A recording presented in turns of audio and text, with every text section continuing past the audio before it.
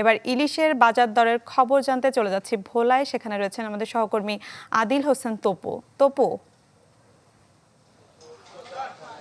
মিলা March April 2 মাসের নিষেধাজ্ঞা শেষে ইলিশের যে ঝাটকা সংরক্ষণ সেটি শেষে নতুন উদ্যম নিয়ে কিন্তু জেলেরা নদীতে যাচ্ছেন মাছ ধরার জন্য। কিন্তু যে কাঙ্ক্ষিত যে ইলিশ সেটি কিন্তু আসলে এই মুহূর্তে নদীতে কম, সেই কারণে আসলে মাছের বাজার কিছুটা চড়া। আমরা যদি সকাল থেকে বলি যে ইলিশের বাজার ভোলার যে ইলিশের যে বাজারগুলো রয়েছে ঘাট কেন্দ্রিক, সেখানে কিন্তু কেজির ওজনে যে মাছগুলো সেগুলো 2000 থেকে 2200-2500 টাকা পর্যন্ত বিক্রি হচ্ছে। এছাড়াও 700-800 গ্রামের যে মাছগুলো সেগুলো 1500 থেকে 1700 টাকা বিক্রি হচ্ছে। এছাড়া যদি এর নিচের মাছগুলো বলি সেগুলো 1200 থেকে 1500 টাকা হালি দরে বিক্রি হচ্ছে।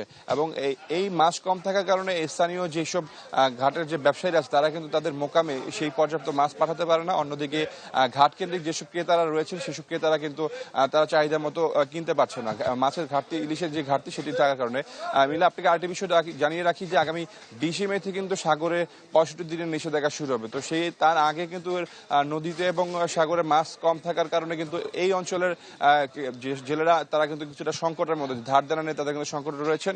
অন্যদিকে অভিযানের আগে কিছুটা সাগরের মোহনা যেসব ট্রলারগুলো তারা কিছুটা মাছ পাচ্ছেন বলে জানাচ্ছেন এবং সেই মাছগুলো হয়তো যদি পরে তাহলে কিছুটা ঘাটতি পূরণ আসতে পারবেন বলে জানিয়েছেন। তো ভোলার ইলিশের বাজারে এই ছিল সর্বশেষ। তপু, আপনাকে ধন্যবাদ।